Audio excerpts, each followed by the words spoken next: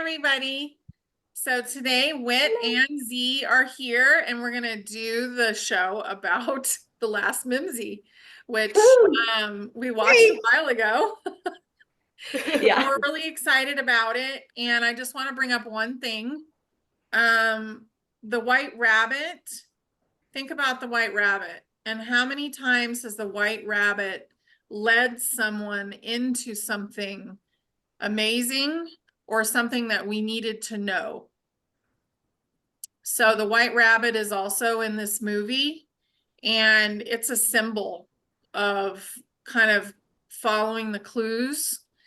And also it had a little spiral on its stomach, which I think is important because that symbol needs to go back to the collective, because that's how everything gets made. That's how the universe gets made. That's how everything is created.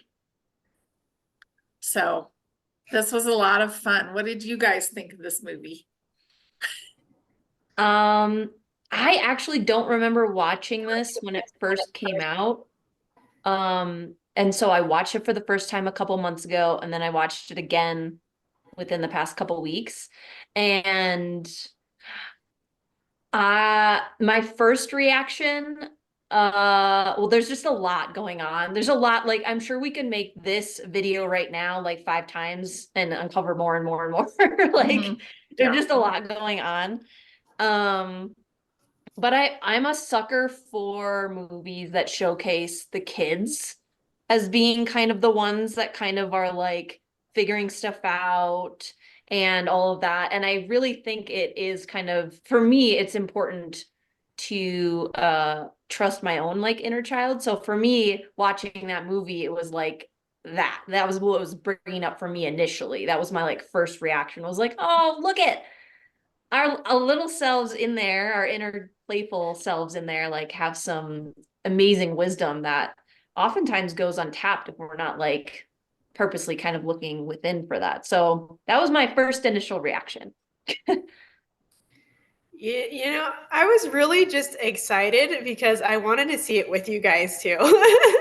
Like I'd watched it several times and I was like, oh, the potency of it is going to be really beautiful when we get together and actually watch it. So that's like one of the points that I want to bring up in watching these things and being in community and having a chat about it, because it really does increase frequency.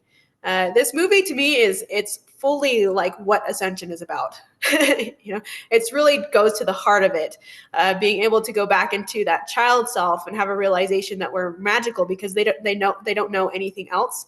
They don't have any of the other constructs that are running through there to stop that. And so it's just going back into the innocent parts of it. There's so many hidden clues in this, everybody. And so I really encourage you to watch it and find the hidden clues in all of the many pieces that it was laid out. It's really about getting back into creation and understanding that being in ourselves goes back to the child piece. Mm-hmm. And I loved how it basically took a village, like it took a large amount of people to make sure that this all worked out. But the kids were the ones that were leading the way. And they're truly going to be leading the way more and more through this ascension process, because they don't have the veil. Like Uh-huh. the veil's been gone, and their brains are not like really recognizing the veil like we were. And I know it'll come down for us, but they'll still know more, I feel like, than we will for a while, depending on how much work Absolutely. we do. Yeah. Right. Well, this has so many facets of that running through it. Like our children are the ones who are going to be leading this. They know what creation is. But on the other side of that too is we are our children as well. We have our own children, and that's really what I want. The point I want to hit is going back to that place, because we're going to be as powerful as the kids coming through there by going back into that piece, playing with our inner children, clearing out any of those constructs that aren't working for us anymore, and being able to build with each other. Mm-hmm. Yes. This is related to that. It's not necessarily super tied into the movie, but it's like related to allowing your inner child to like showcase wisdom, which I think is important. So is it cool if I share an example of Yeah. that has happened in my own life? So like a couple months ago, I was working on releasing some stuff, and I had like maybe a week prior done some inner child like healing stuff too. And I was hitting kind of like a roadblock with this like newer healing thing that I was looking at. And I was like, oh gosh, what's going on? And my inner child showed up and she's like, I got this. And I was like, what? Like that had never like happened to me in my own healing work before in that way. But she showed up so confident, and it was the aspect of me that I had healed like a week prior. And she's just like, yeah, I'm good. I got this. And yeah, I just think there's like so much about this ascension process and also coming back into yourself that like the inner child knows so much.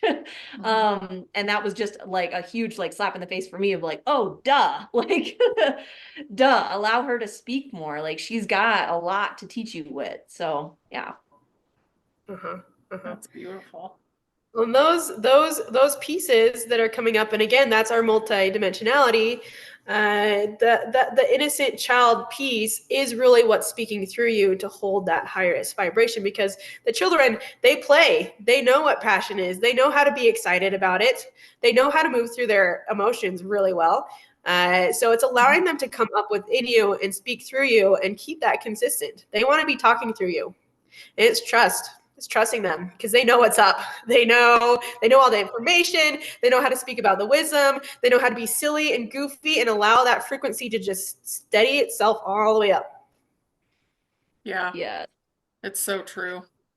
Another thing that really hit me was how the kids actually could see what they were looking at, like, and then the mother picked it up, and I'm not going to say exactly what it is because I want you guys to watch this movie, but the mom picked up one of the things that they found, and to her it appeared to not be important at all.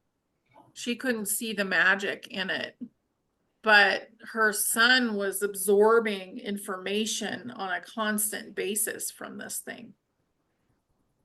So, Yeah. and his brain was like, he went from not being able to comprehend stuff at school to like leading the way at school. Mm-hmm. So that was really beautiful. Yeah. Mhm. That was really cool. I feel like I remember our conversation after we watched the movie slightly, and I feel like I don't know if it was both Honey and Z, both of you were talking about the femininity, the masculinity aspects that shows up in this movie. And I personally, I mean, I could see it, but I would love to hear that again because I think the audience would probably love to hear how that shows up in the movie too. Sure, absolutely. So, so the younger boy, really, his mind was in a constructive type of a way. It was very much so a builder. It knew how to build the bridges. It knew all of the lines, the mathematics, and how that worked. And you could see the contrast in the little girl who was just entirely in flow. There was just a lot of flow to it. She just already knew what to do with it. She already knew how all of that worked without having, I would say, because the masculine aspect that we kind of look at now is a little bit more logical. It's a little bit more linear. Okay, and they'll be shifting further out of that as they go into their ascension process. And that's more of what he showed. And she was just entirely magic flow, very much so water-like. She already knew how to speak the language. So the contrast in there is really beautiful. And I would just say I can't really explain it. It's more of a knowing and a feeling. So please go watch it. Yeah, yeah. Yeah. Yeah. Well, The I think imagery, the hierarchy was there yeah. a little bit. What now? Oh, I yeah. was talking The over you, sorry. hierarchy was there a little bit, which is something that we're letting go of. But like, he's like, I'm the older brother. I know how to do stuff and you don't. And, you know, you see that with parents, and obviously like parents are there to guide and kind of protect a little bit as you grow. And You know, you don't come in knowing how to take care of your body and all that kind of stuff. Because you're just this little tiny being. You know, so you're not going to change your own diapers basically when you're born. But I think that hierarchy is on its way out. And it was really cool how that was demonstrated towards the end of the movie. Because everybody was focused on letting them get their job done at the end. And the teacher was quite funny because he was in the astral plane having these dreams and knowing that he was supposed to do something. And then he would wake up and he'd be like, no, I'm just going to go and get in the fridge and eat something and go back to bed. And his girlfriend finally got him to do something about it. And he really needed to because that's when they needed him. Absolutely. Yeah. Yeah. It was interesting the different examples of that in the different age groups and the different characters. Because with them, the teacher and his girlfriend, like, yeah, he was kind of seeing these shapes and these different things. And I think one of the first scenes we see them is she's meditating and she's kind of in flow and all this stuff. And he's just like, whatever. So they're kind of like playing off of each other a lot throughout the entire film. And like, yeah, it was cool. Yeah. Yeah. If you watch the show and look at the entire dynamic of it, it's very conducive to what the Earth and humans have played out all the way up until this point. There's the masculine, there's the feminine, there's the parentals who have their constructs who are like, no, no, no, no, no, this is not okay. Moving into aspects of the teachers and the other teachers who didn't agree with that, them wanting to do tests to see what's really going on with their scientists. In reality, the scientists can't figure out what's going on because it's not meant to be figured out, right? But they're trying really hard, logically. All the way into coming into we're all a team, so let's do this together because there's one goal here. Yeah. And the government got in the way as well. And really almost messed the whole thing up, but it didn't happen, which is indicative of also what's happening now. So Absolutely. that is not, you know, they're not going to be able to get in the way. They're not stopping anything from happening. Nope. So, and what do you guys think about the Mandela? Do you think that the Mandela is like a representation of sound? Like a written yeah. Absolutely. And that, of course, depends on perspective and how you look at things. From my perspective, sound is how the universe is created. Mm-hmm. Okay, because sound is also light. And so, yeah, and no, I'm going to wait on that one. I'm like, wait a second. Not information out yet. But also with the Mandela effect, it's really beautiful in showing you that there are parallels. There are other spaces of existence. There are pieces where somebody's going to remember something and somebody remembers something else. I mean, it's just a really beautiful way of showing you that the universe is multidimensional and that we all have different perspectives and there's different parallels of the self and how we work. And there is something far greater out there than our silly human little lives that we have been experiencing all the way up until this point, as far as human consciousness goes. Mm-hmm. So yeah. Yes. Yeah. I did write down one quote that seems similar-ish to that from the movie. The science teacher at some point, I think at the very end, he goes, "This is my dream. It's like I'm in my dream." I'm like, interesting that you would call this experience a dream. Yeah. So yeah, that sticks out to me in a really cool way. Yeah, there's so much in there. It's It's really packed. Mm-hmm. And also too, like with the masculine and feminine dynamics that we're looking at, you can see that it was kind of off at first. They really didn't know what to do with each other and how that worked with each other. They really didn't. They were like, how did you do that? But at the end, they couldn't do it without each other. One held the other. Yeah. And one went into it with absolute fearlessness. Yeah. And the other, and that caused a little bit of trouble for her at the very end. But throughout the whole thing, like she was guiding the whole thing. But he really supported her in the end of that. And that's kind of the role of the two. And you have both inside of you too. So Yep. that's important. But And it's really for you to discover in the self what your masculine and your feminine is like.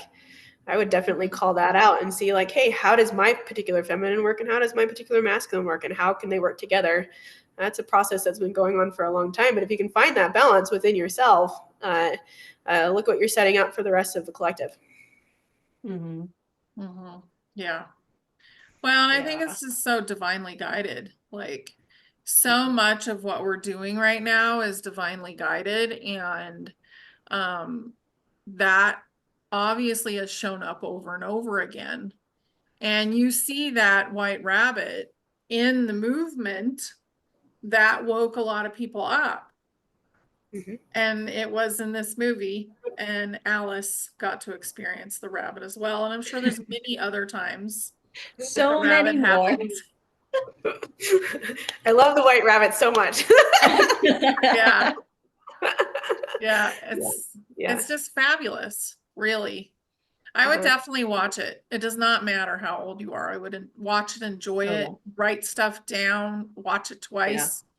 Yeah. And then I know I say this in almost every single video that I've done with you, honey, with the movies, but like, what are y'all picking up on in this movie? Like, I want to look at the comments and be like, because there are things that we didn't maybe notice or whatever that some of y'all, if you remember watching this or you do watch it, and you're like, oh yeah, remember this symbol, remember this, remember whatever, and like, this is how I'm viewing it to relate to Ascension or relate to my life or whatever.